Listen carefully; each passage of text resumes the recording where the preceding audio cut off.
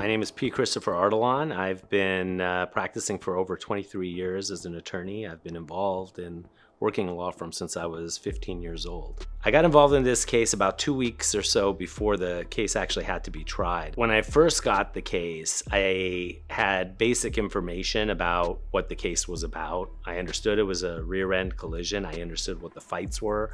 It wasn't going to be a fight really on liability. It was going to be more of a fight on causation and damages. I had to deal with multiple layers of stories. The first layer was the human story from the eyes of the family. The second one was the medical story through the eyes of the physicians that saw her. When you're dealing with something as complicated as a traumatic brain injury, it's not intuitive to jurors. I mean, you can't just walk into a court and be able to describe a traumatic brain injury and what happens inside the brain and the mechanisms that are involved that can actually cause that injury is simply through the use of words. The animations that we had here that was done by DK helped us be able to tell a story to the jury that let the experts be able to describe the mechanism of the injury, that added color to the videos of what was going on with her in her life, that they can put the medical story together with the human story to show that those two things connect. One of the big obstacles I had in this case is that we didn't have the plaintiff testify. We had her found to be deemed incompetent, essentially, for the purposes of trial as well as her deposition. The jury was not going to hear through her eyes what the accident looked like or felt.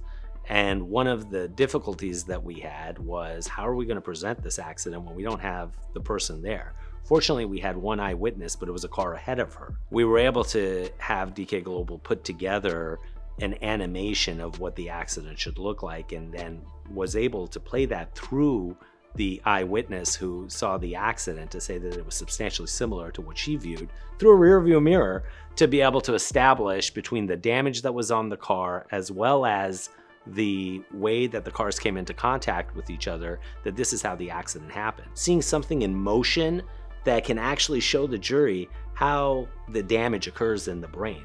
That was critical in terms of being able to simplify the understanding of the jury so that they can understand the causation, so that we can get the connection we need to get the result we need to get. They had offered $500,000 up to 2 weeks before trial, and only raised it to $1 million right before trial, and never tried to put any more money on it. They ultimately ended up having to pay 14 times more than that, $11 million.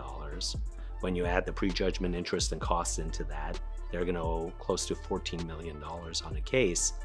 Because at the end of the day, what I was asking this jury to do is to understand that what was taken away from my client were the moments that mean so much, that give our lives meaning.